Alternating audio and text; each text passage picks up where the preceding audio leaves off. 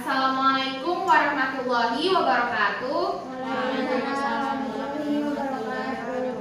Bagaimana kabarnya anak-anak? Alhamdulillah. Ya, alhamdulillah semuanya pada baik-baik saja. Nah, sebelumnya mari kita mulai pelajaran dengan membaca doa dengan kepercayaannya masing-masing. Berdoa dimulai.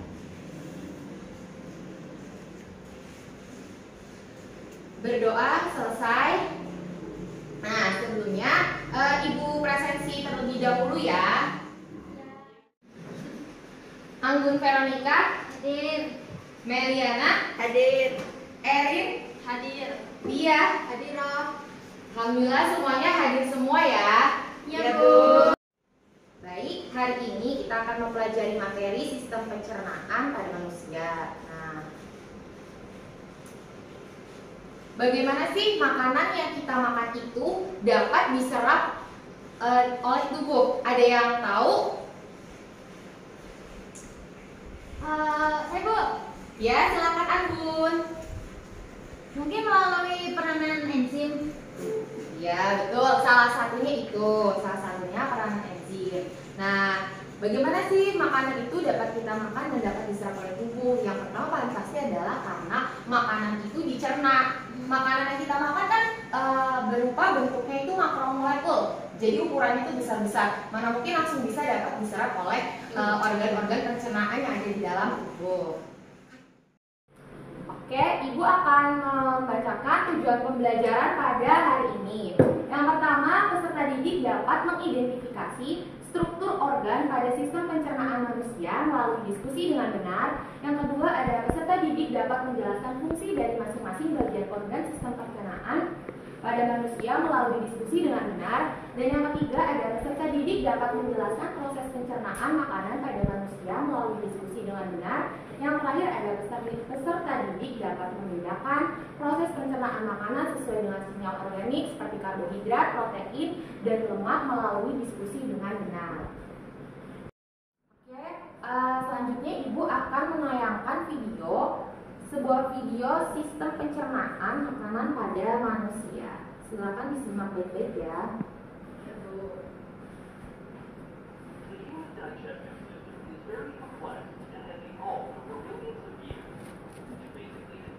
The rectum, the large intestine, the small intestine, the pancreas, the stomach, also called gaster and ventriculus, and the liver, the gallbladder. The esophagus is also part of this system, as well as various salivary glands near the mouth.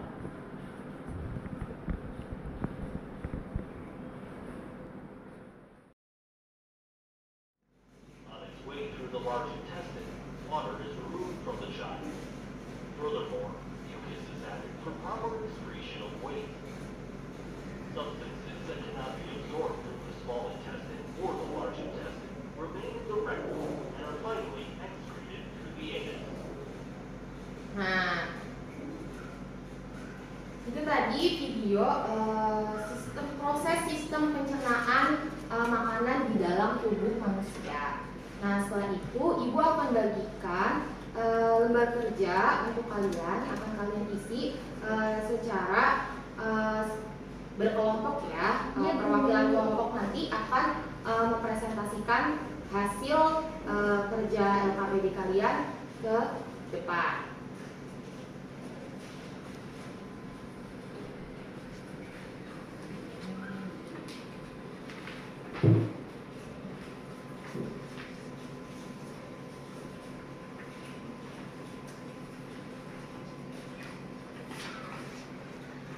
Untuk pengerjaan LKPD-nya, Ibu beri waktu 15 menit.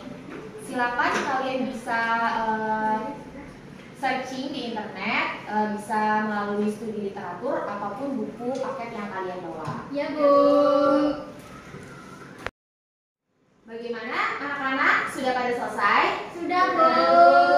Ya, berhubung juga waktunya udah habis ya. Jadi perwakilan dari kelompok 1 untuk mempresentasikan jawaban nomor 1. Silakan.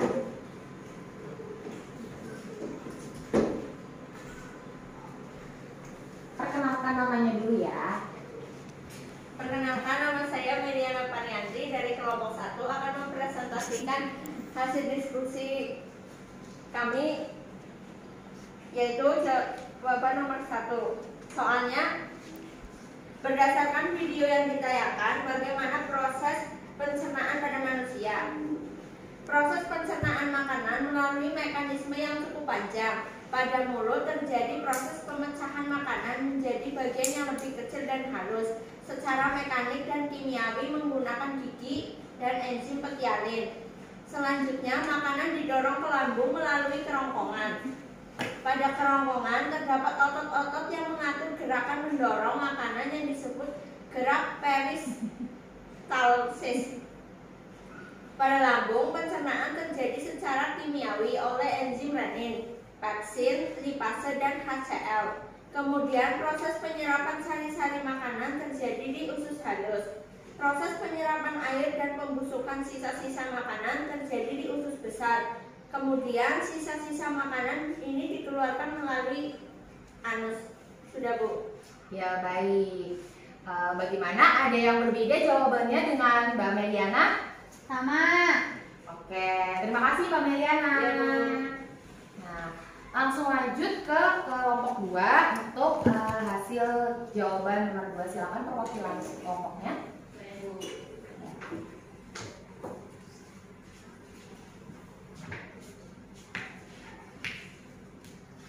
Di sini saya akan menjawab. Kamu siapa, Mbak? Oh iya, nah perkenalkan nama saya Rai Raiha. Di sini saya akan menjawab soal nomor 2, yaitu sebutkan organ-organ pada sistem pencernaan manusia berikut ini. Di situ yang nomor 1 yaitu ada kelenjar ludah, nomor 2 karotis, nomor 3 submandibularis bagian bawah rahang, terus yang nomor 4 ada sublingualis bawah lidah, nomor 5 rongga mulut, nomor 6 amandel, nomor 7 lidah, nomor 8 esofagus, nomor 9 pankreas, nomor 10 lambung, nomor 11 saluran pankreas, nomor 12 hati, nomor 13 kantung empedu, nomor 14 duodenum, 15 saluran empedu, 16 kolon, 17 kolon transversum, 18 kolon ascendent, 19 kolon descendent, 20 ileum, 21 secum, 22 appendix atau umbai cacing, 23 rectum poros, rectum atau poros usus, terus yang terakhir anus, Bu. Iya, sudah baik jawabannya. Apakah ada yang berbeda dari kelompok lain? Tidak, Bu, sama. Ya, terima kasih Mbak Raiha. Ya, silakan dari kelompok 3 perwakilannya untuk maju hasil jawaban nomor 3. Ya.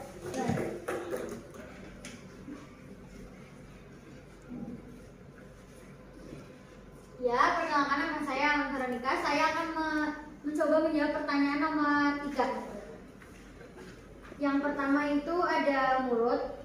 Fungsi organ pencernaan mulut itu terjadinya proses kimiawi, proses mekanik dan kimiawi. Terjadi dibantu oleh gigi saat mengunyah makanan yang masuk ke dalam mulut, mengubah bentuk dari yang mikromolekul menjadi makromolekul. Sedangkan untuk proses kimiawi terjadi dalam mulut dilakukan oleh beberapa enzim seperti amilase, lisozim, peptide, enzim bromelin. Setiap enzim ini memiliki fungsinya masing-masing. Kemudian untuk bagian kerongkongan itu, kerongkongan atau yang disebut dengan esofagus berfungsi sebagai saluran makanan menuju lambung. Di dalam esofagus terjadi sebuah gerakan yang disebut dengan peristaltik. Gerak ini bertujuan untuk menurunkan makanan menuju ke pemberhentian selanjutnya. Selanjutnya untuk yang nomor 3 itu ada lambung. Lambung berfungsi sebagai tempat menyimpan dan mencerna makanan sebelum pada akhirnya dapat diserap oleh sel-sel tubuh sebagai energi. Selanjutnya untuk yang keempat itu usus halus. Usus halus memiliki jonjol khusus yang berfungsi menyerap makromolekul, yang merupakan tempat terjadinya pencernaan secara kimiawi dan tempat menyerap zat-zat makanan. Selanjutnya ada kantung empedu, menghasilkan sekret berupa cairan empedu yang berwarna hijau kekuningan, mengandung pigmen bilirubin, biliverdin, dan uropilin. Sedangkan pada bagian pankreas berfungsi sebagai memproduksi hormon dan enzim untuk menghancurkan makanan di dalam perut. Sedangkan hati berfungsi sebagai metabolisme glukosa dan lipid, membantu proses pencernaan, absorpsi lemak dan vitamin yang larut dalam lemak serta detoksifikasi tubuh terhadap zat toksik. Dan pada bagian usus besar itu penyerapan sari-sari makanan yang nantinya selanjutnya menjadi feses. Sudah? Sudah. Ya. Ada yang berbeda dengan Mbak Anggun? Tidak sama. Sama, berarti kalian untuk membenarkan Mbak Anggun nanti contohnya yang di usus besar bukan salah tapi kurang tepat. Nah, kalau di usus besar itu bukan tepat penyerapan sari-sari makanan ya, tapi penyerapan kembali air dan elektrolit yang akan digunakan dalam tubuh. Terima kasih Mbak Anggun atas jawabannya. Ini kelompok yang terakhir, silakan beri tepuk tangannya. Silakan bisa kembali ke tempatnya.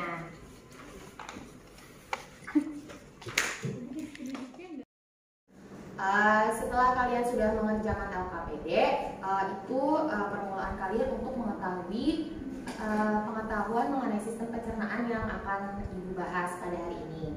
Yang pertama, Ibu akan bahas organ-organ pada sistem pencernaan. Organ-organ pada sistem pencernaan itu ada dibagi dua. Ada saluran pencernaan, ada kelenjar pencernaan. Saluran pencernaan ini ada mulut, ada kerongkongan, lalu ke lambung, usus halus, usus besar, lalu ke rektum dan anus. Nah, kalau kelenjar pencernaan itu termasuk organ tambahan yang menghasilkan enzim-enzim yang berperan secara proses kimiawi di dalam sistem pencernaan di dalam tubuh manusia. Nah, seperti ada pankreas, ada kelenjar empedu, dan ada hati yang menghasilkan enzim-enzim yang diperlukan untuk sistem pencernaan makanan di tubuh manusia.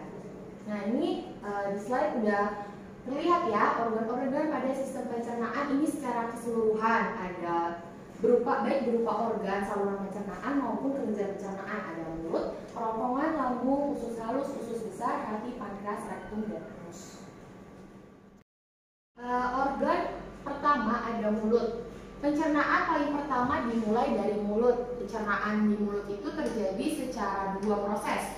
Ada proses mekanik. Proses mekanik ini proses yang dibantu oleh gigi. Jadi makanan yang masuk ke dalam mulut nanti bakal diolah, bakal dihaluskan oleh gigi dengan bantuan lidah yang membolak-balikkan makanan. Lalu yang kedua itu ada proses secara kimiawi. Proses secara kimiawi ini melalui bantuan enzim-enzim yang ada di dalam mulut yang dihasilkan oleh kelenjar saliva. Berupa, ada yang tahu kelenjar yang dihasilkan oleh saliva itu apa nama enzimnya? Yang kencang, Mbak Raina, apa? Maltase. Apakah benar? Maltase itu maltase enzimnya. Maltosa itu bentuk senyawa dari karbohidrat. Ada yang tahu? Tialin. Ya, betul. Tialin atau biasa disebut amilase.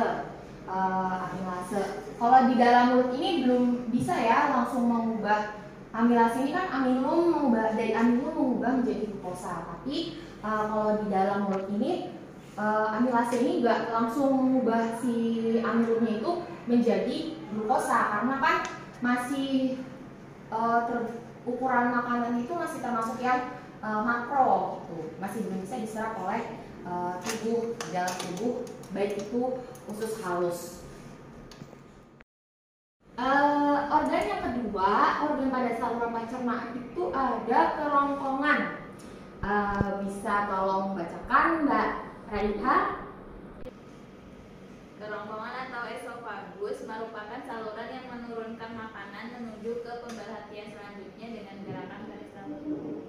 Ya, terima kasih Mbak Raiha untuk dibacakannya PPT. Tadi yang maju untuk menjelaskan sistem proses pencernaan makanan siapa ya? Nah, nah, tadi benar loh kalau kerongkongan itu terdapat gerak peristaltik. Ada yang tahu gerak peristaltik itu apa? Sesuai dengan digambar nih.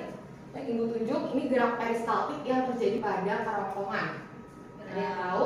Gerak meminjat-minjat.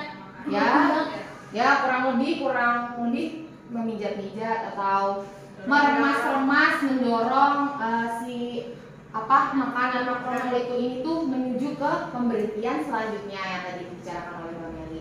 Dan ini dalam bentuk bolus ya, disebutnya bolus kayak bola-bola makanan. Di sini ada organ ketiga, yaitu lambung. Bentuknya ini seperti apa ini? Kapsul. Kapsul apa seperti kapsul? Kurang lebih begitu. Ya, boleh lah. Tapi ini lebih ke bentuk seperti J atau mirip ginjal, tapi enggak juga sih. Lambung ini menerima makanan dan bekerja sebagai penampungan tapi dalam jangka waktu yang sementara, gitu, nggak tetap. Nah, semua makanan ini dicairkan dan dicampurkan dengan asam HCl. Jadi kalau di lambung itu juga terjadi proses pencernaan itu secara dua, mekanik. Mekaniknya itu lambungnya itu gerak untuk meremas-remas juga bukan, tapi dia untuk menghancurkan agar menjadi makanan itu bubur kim, lebih dicairkan, yang jadi dicairkan gitu loh. Lalu ada proses kimiawinya. Proses kimiawinya itu dibantu oleh enzim. Contoh enzim dari lambung ini ada HCl atau asam klorida, ada lipase, ada renin juga. Ini lanjut ke slide. Senyawa kimia dalam lambung beserta fungsinya. Saya minta bacakan Mbak Meliana untuk bacakan slide ini. Senyawa kimia dalam lambung beserta fungsinya. 1. Asam HCl mengaktifkan pepsinogen menjadi pepsid. Yang kedua, lipase memecah lemak menjadi asam lemak dan gliserol, namun lipase yang dihasilkan sangat sedikit. Yang ketiga, renin mengendapkan protein susu atau kasein dari air susu. Yang keempat, mukus melindungi dinding lambung dari kerusakan akibat asam HCl. Ya, terima kasih Mbak Meli, sudah dibacakan slide ini. Benar sekali, ada asam HCl, ada lipase yang memecah lemak menjadi asam lemak dan gliserol, ada renin, lalu ada mukus yang melindungi dinding lambung dari kerusakan akibat asam HCl. Soalnya di dalam lambung itu pH-nya itu sekitar 1 sampai 3. Jadi bayangkan begitu asamnya lambung itu di dalam perut kita ya. Lanjut dari lambung, makanan menuju usus halus. Di dalam usus halus ini terdiri dari 3 segmen. Yang pertama, di sini ada yang Ibu tunjuk kelihatan ya. Di sini ada duodenum atau usus 12 jari. Nah, di sini ada jejunum, lalu di sini ada ileum. Proses penyerapan yang paling sering itu pada bagian ileum. Ileum ini bagian yang sering melakukan penyerapan sari-sari makanan yang akan diedarkan ke seluruh tubuh oleh pembuluh darah. Nah, di dalam usus halus pun ada enzimnya nih. Yang pertama ada disakaridase yang menguraikan disakarida menjadi monosakarida. Yang kedua ada ereksinogen. Ereksin yang belum aktif itu akan diubah menjadi ereksin. Nah, ereksin ini yang berfungsi untuk mengubah pepton menjadi asam amino. Lalu yang ketiga itu ada hormon sekretin merangsang kelenjar pankreas menghasilkan senyawa kimia yang dihasilkan ke usus halus. Yang keempat ada hormon CCK, kolesistokinin, yang merangsang hati untuk mengeluarkan cairan empedu ke dalam usus. Dari usus halus makanan menuju usus besar. Nah, ada yang menjadi relawan untuk membacakan PPT-nya? Oke. Saya ya Bu. Ya, usus besar atau kolon itu berfungsi untuk mengabsorpsi air dan elektrolit dari jimus atau makanan yang sudah dihancurkan di ventriculus yang berbentuknya itu seperti pasta dan menjadi tempat penimbunan bahan feses sampai dapat dikeluarkan. Seperti itu Bu. Ya, terima kasih Erin untuk membacakan usus besar. Benar, usus Usus besar ini berfungsi untuk mengabsorpsi air dan elektrolit yang akan dibutuhkan dalam tubuh kita. Kalau misalnya si cimus ini nih, cimus makanan yang sudah diajukan di ventriculus itu kekurangan air, nanti usus besarnya itu akan memberikan air ke si makanan cimus ini, cimus atau makanan yang sudah berbentuk pasta. Di sini ada hati. Tadi Ibu menjelaskan kalau organ pencernaan itu ada dua, ada saluran pencernaan sama kelenjar pencernaan. Hati ini termasuknya ke dalam apa? Ya betul Mbak Raiha. Hati itu termasuk dalam kelenjar pencernaan. Hati di sini berfungsi dalam metabolisme glukosa dan lipid, membantu proses pencernaan, absorpsi lemak, dan vitamin yang larut dalam lemak. Selain hati, pankreas dan kelenjar empedu juga termasuk dalam organ kelenjar pencernaan. Nah, pankreas di sini menghasilkan enzim pencernaan dari getah pankreas dan hormon insulin dan glukagon.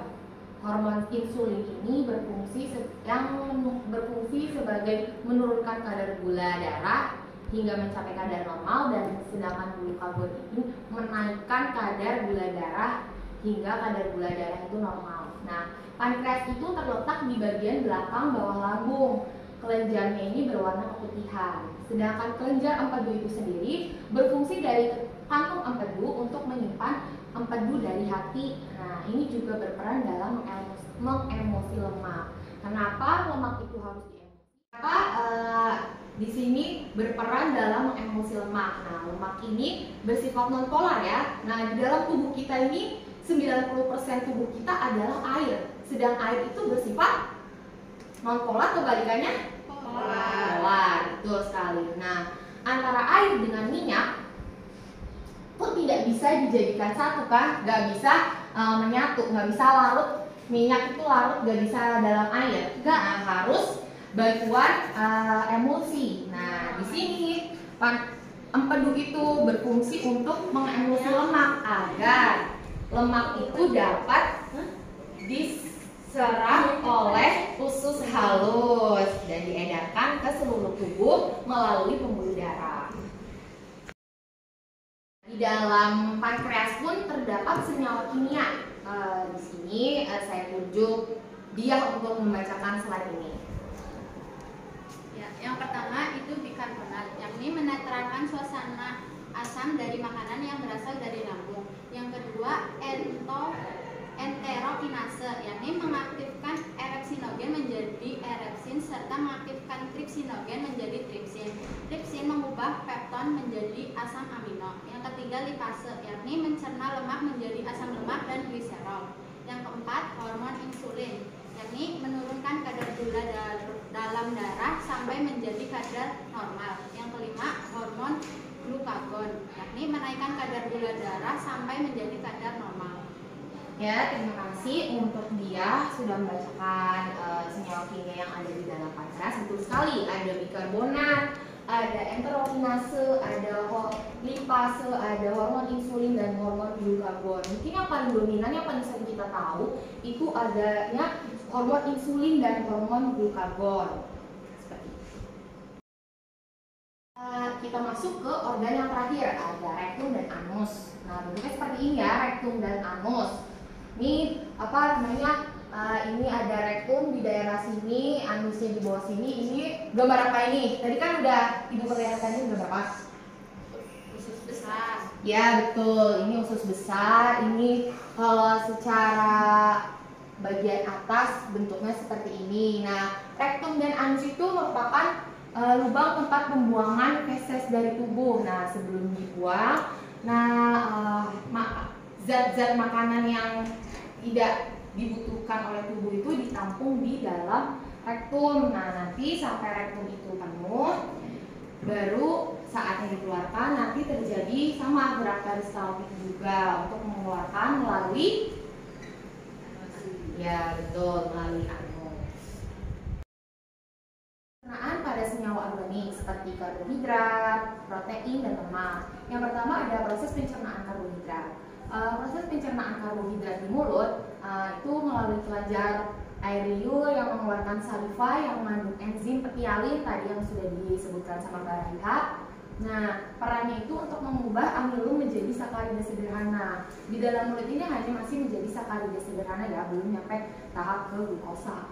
Nah, yang kedua ada pencernaan, yaitu di lambung itu karbohidrat dalam makanan disimpan dan dicampur dengan asam lambung, lendir, dan pepsin. Dan yang ketiga itu pencernaan di usus halus. Di dalam duodenum atau usus 12 jari terdapat juga nih amilase seperti di mulut untuk memecah amilum menjadi monosakarida. Nah, di sini tuh menjadi sakarida yang lebih lagi sederhana dibanding di mulut. Lalu yang keempat itu ada penyerapan.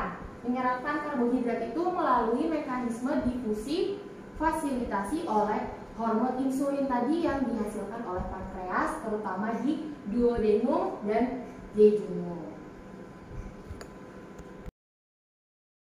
Pencernaan protein. Nah, proses pencernaan protein ini berlangsung di dalam lambung. Nah, pertama itu protein didenaturasi atau dirusak oleh asam HCl atau yang biasa kita sebut asam klorida. Kemudian enzim tripsin dan kimotripsinogen berperan memecah polipeptida menjadi peptida yang sederhana. Poli yang tadinya banyak menjadi peptida yang menjadi satu-satu. Tuh, poli kan banyak. Lalu selanjutnya peptida tersebut dipecah menjadi asam amino. Nah, peptida ini masih gabungan dari beberapa asam amino yang diubah dan dipecah menjadi asam amino, jadi sendiri-sendiri ya, oleh enzim peptidase atau erepsin. Setelah menjadi asam amino, selanjutnya diserap atau diabsorpsi dengan cara difusi fasilitasi oleh mukosa jejunum dan ileum. Lemak. Nah, lemak itu terlebih dahulu diemulsikan. Yang tadi Ibu bilang, lemak itu bersifat polar, non-polar maksudnya, non-polar. Jadi terlebih dahulu diemulsikan agar supaya dapat diserap di dalam tubuh oleh garam empedu yang berasal dari kelenjar empedu agar menjadi larut dalam air sehingga memungkinkan enzim lipase pankreas itu bekerja. Nah, enzim lipase pankreas ini berperan penting dalam pencernaan lemak di dalam usus halus sebagai pemecah ikatan menjadi asam lemak dan gliserol. Setelah itu lalu dapat diserap tuh oleh sel mukosa usus dengan cara difusi pasif. Sedangkan yang tadi yang karbohidrat itu secara difusi fasilitas, yang kedua tadi protein itu juga dengan difusi fasilitas. Nah, yang lemak ini difusi pasif. Nah, banyak diserap pada bagian duodenum dan jejunum, sebagian kecil itu di ileum.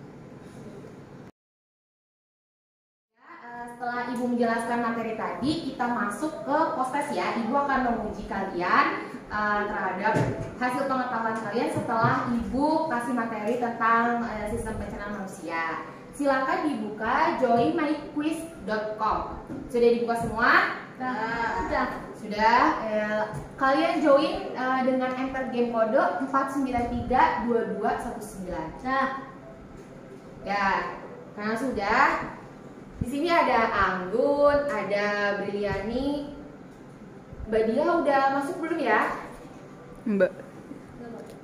Ya, stop. Oh iya, udah ada nih. Namanya Sister Lila. Yuk kita mulai.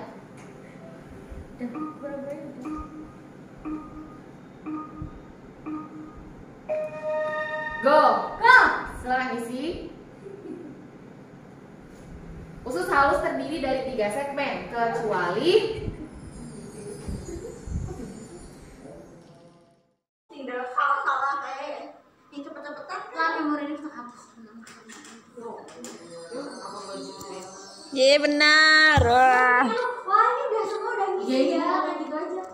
Nah, mending ini nak. sini siapa nih? Mau dulu browsing. Ya, karena tadi kita sudah melaksanakan post-test, kita lanjut untuk memberikan kesimpulan pada pertemuan hari ini mengenai sistem pencernaan. Siapa yang mau maju untuk memberikan kesimpulan pada pertemuan hari ini? Saya Bu. 3. Proses pencernaan makanan melalui mekanik yang cukup panjang. Pada mulut terjadi proses pemecahan makanan menjadi bagian yang lebih kecil dan halus secara mekanik dan kimiawi menggunakan gigi dan enzim petialin. Selanjutnya, makanan didorong ke lambung melalui kerongkongan. Pada kerongkongan terdapat otot-otot yang mengatur gerakan mendorong makanan yang disebut gerak peristalsis. Pada lambung, pencernaan terjadi secara kimia oleh enzim renin, pepsin, lipase, dan HCl. Kemudian proses penyerapan sari-sari makanan terjadi di usus halus, proses penyerapan air dan pembusukan sisa-sisa makanan terjadi di usus besar, kemudian sisa-sisa makanan ini dikeluarkan melalui anus. Sudah, Bu? Terima kasih untuk Mbak Meli yang memberikan kesimpulan pada pertemuan kita hari ini mengenai sistem pencernaan pada manusia. Mari kita tutup pertemuan hari ini dengan mengucapkan hamdalah. Alhamdulillahirabbil alamin. Semoga materi ini dapat bermanfaat bagi kalian. Tetap jaga kesehatan, jangan lupa kerjakan tugasnya yang nanti Ibu berikan ya. Ya, Bu.